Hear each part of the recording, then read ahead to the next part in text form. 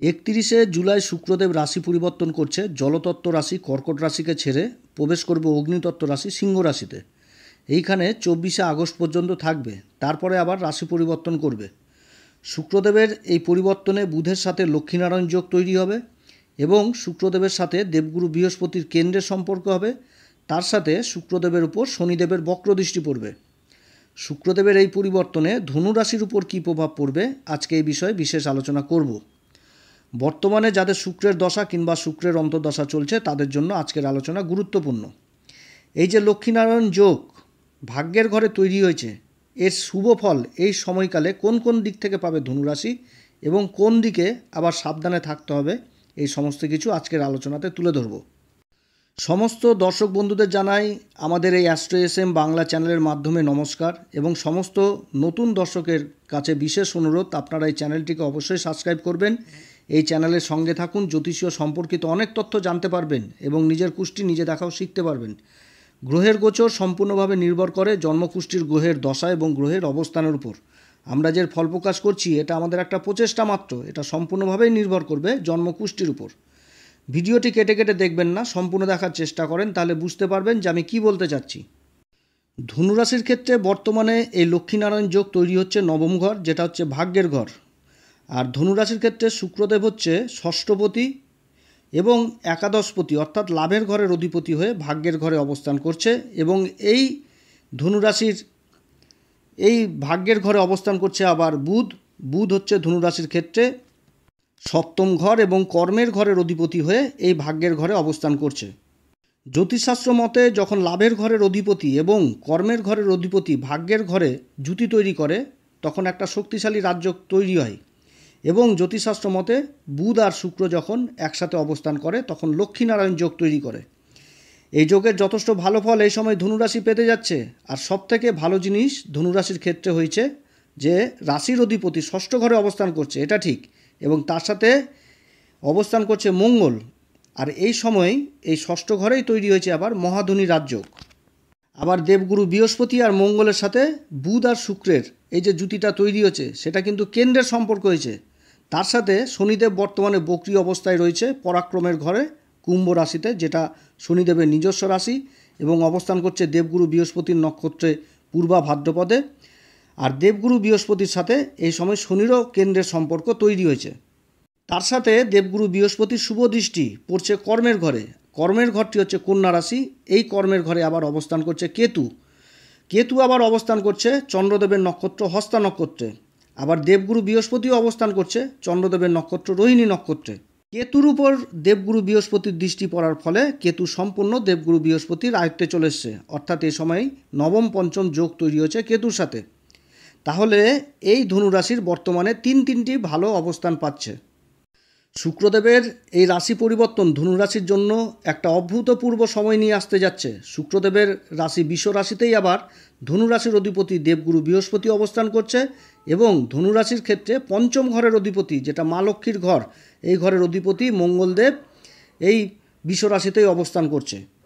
লাভ স্থানের মালিক শুক্র অবস্থান করছে ভাগ্যের ঘরে, কর্মস্থানের মালিক বুধ অবস্থান করছে এই ভাগ্যের ঘরে। বুধ হচ্ছে বাণীর কারক, ম্যানেজমেন্টের কারক, বুদ্ধির কারক, ব্যবসার কারক। শুক্র হচ্ছে ঐশ্বর্য, ধনসম্পত্তির কারক, কলা অর্থাৎ প্রতিভা, এই শুক্র থেকেই কিন্তু দেখা হয়। তো এই দুটি গ্রহ এবার ভাগ্যের ঘরে অবস্থান করছে, অর্থাৎ এই সময় একটা ঈশ্বরীয় শক্তি আশীর্বাদ লাভ করবে ধনুরাশি। এই সময় ধনুরাশি নিজের বুদ্ধির দ্বারা, নিজের ম্যানেজমেন্টের ক্ষমতা দ্বারা, নিজের কলা অর্থাৎ প্রতিভাকে কর্মক্ষেত্রে লাগিয়ে সমাজে নিজের মান সম্মান প্রতিষ্ঠা লাভ করবে, এবং এতে একটা ঈশ্বরীয় শক্তি যথেষ্ট সাহায্য করবে ধনুরাশিকে। জ্যোতিষশাস্ত্র মতে এরকম যোগ যদি কারো জন্মছকে থাকে, তাহলে সে যতই গরিব পরিবারে জন্মগ্রহণ করুক, সমাজে একসময় মান সম্মান পদ প্রতিষ্ঠা লাভ করবে। কারণ নবম ঘর হচ্ছে ভাগ্যের ঘর, ঈশ্বরের শক্তির ঘর। আর এই ঘরে যখন কর্মের অধিপতি এবং লাভের অধিপতি অবস্থান করে তখন জাতক হয়ে যায় মহাভাগ্যশালী, অর্থাৎ এই সময় ধনুরাশি সব দিক থেকে ভালো লাভ পেতে যাচ্ছে। আবার এই যোগের উপর শনিদেবের দৃষ্টি পড়ছে। শনিদেব বর্তমানে দেবগুরু বৃহস্পতির নক্ষত্র পূর্বা ভাদ্রপদে বক্রী অবস্থায় রয়েছে। অতএব এই সময়কাল ধনুরাশির জন্য খুব ভালো সময় তৈরি হচ্ছে, কারণ ধনুরাশির ক্ষেত্রে শনিদেব হচ্ছে ধনসম্পত্তির ঘরের অধিপতি এবং পুরুষার্থ পরাক্রম ঘরের অধিপতি। তাহলে এই ধনসম্পত্তির ঘরের অধিপতি, পরাক্রম ঘরের অধিপতি লাভের ঘরের অধিপতি এবং কর্মের ঘরের অধিপতির মধ্যে একটা সম্পর্ক আবার তৈরি হয়েছে, যেটা খুব ভালো হতে যাচ্ছে ধনুরাশির ক্ষেত্রে এই সময়। শুক্রদেব এই পরিবর্তনে এই গোচরটা 3টি নক্ষত্রের উপর সম্পূর্ণ করবে। মঘা নক্ষত্র, যার অধিপতি কেতু, কর্মের ঘরে অবস্থান করছে কন্যা রাশিতে। তারপরে পূর্বা ফাল্গুনী নক্ষত্রে গোচর করবে। পূর্বা ফাল্গুনী নক্ষত্র হচ্ছে শুক্রদেবের নিজের নক্ষত্র। তারপর গোচর করবে ভাগ্যের ঘরে, যে গোচর করছে বর্তমানে সিংহ রাশিতে। সিংহ রাশির অধিপতি সূর্যদেবের নক্ষত্র উত্তরা ফাল্গুনীতে।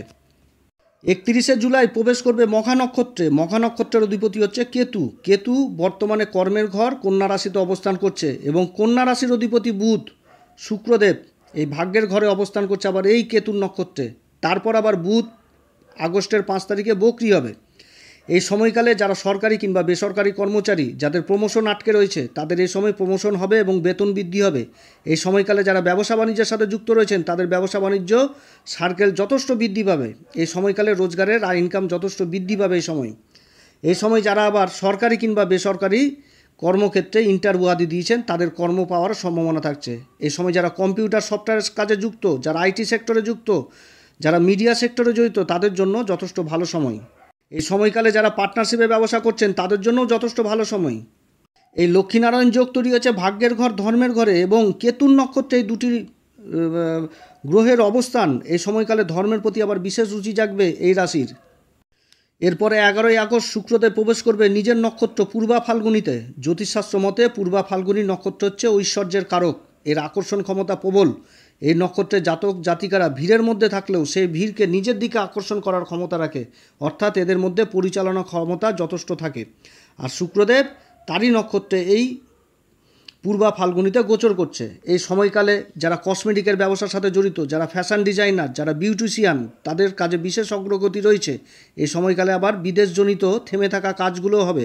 এই সময়কালে ইম্পোর্ট এক্সপোর্টের ব্যবসার সাথে যারা জড়িত, ইন্টারন্যাশনাল যারা ব্যবসা করছেন, তাদের জন্য যথেষ্ট ভালো।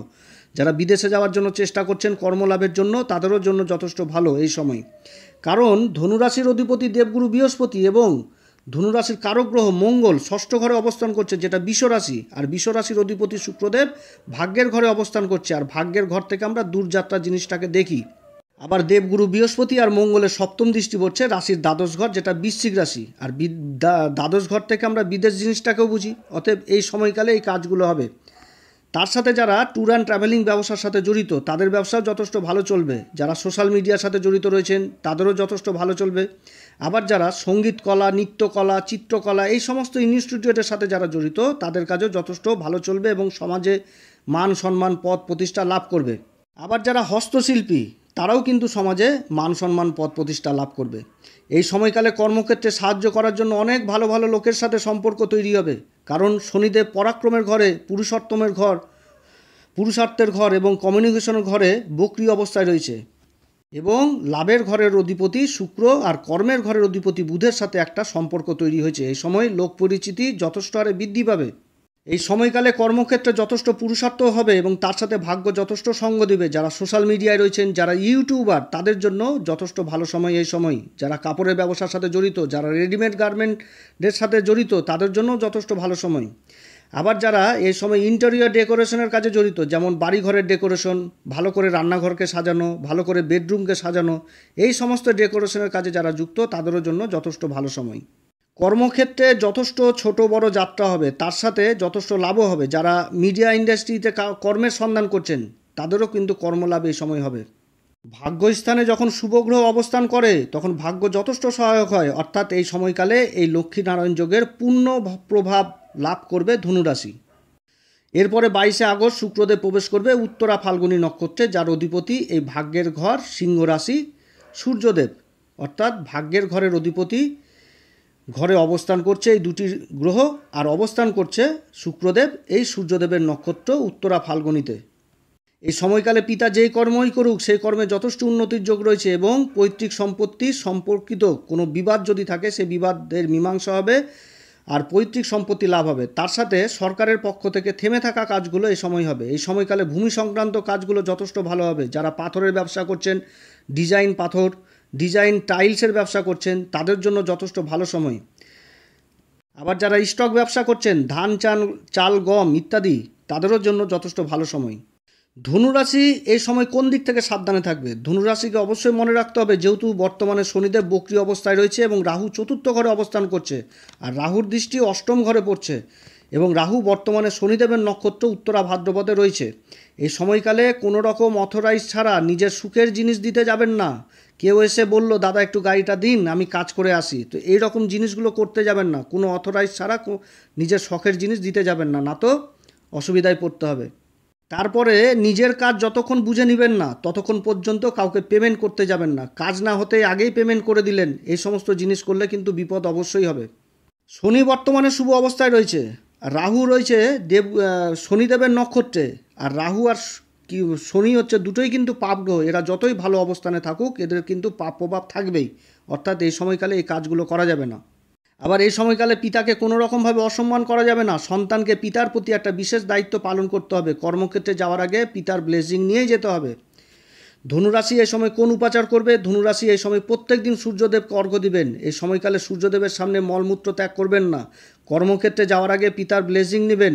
প্রতি বুধবার এবং শুক্রবার করে মা ভগবতী মাকে লাল পুষ্প অর্পণ করবেন। তার সাথে গাই গরুর সেবা করবেন। গাই গরুকে সবুজ জাতীয় খাবার খেতে দিবেন। 7 বছরের নিচের কন্যাকে যথেষ্ট স্নেহ করবেন। প্রয়োজনে তাদের পা ছুঁয়ে আশীর্বাদ নেবেন। এই সমস্ত কর্মগুলো করলে এই লক্ষ্মীনারায়ণ যোগের সুফলে যথেষ্ট বৃদ্ধি পাবে। আমাদের জ্যোতিষশাস্ত্র মতে বুধকে নারায়ণের সংজ্ঞা দেওয়া হয়েছে এবং শুক্রকে মা লক্ষ্মীর সংজ্ঞা দেওয়া হয়েছে। আর লাল কিতাব বুধ আর শুক্রের জুতিকে বলে দুই দেবীর সমাগম। এটি খুবই পবিত্র জুতি, আর এই জুতি ভাগ্যের ঘরে তৈরি হয়েছে, অর্থাৎ এই জুতির যথেষ্ট ভালো ফল ধনুরাশি এই সময় পাবে। তো যাই হোক, আজকে অনেক কথাই ধনুরাশির সম্বন্ধে আলোচনা করলাম।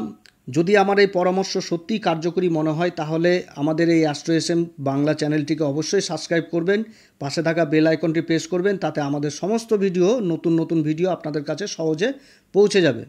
অতএব প্রিয় দর্শক বন্ধুরা, আজকে এতটুকুই। ঈশ্বর আপনাদের সবার মঙ্গল করুক। আপনারা সবাই ভালো থাকেন। নমস্কার, ধন্যবাদ।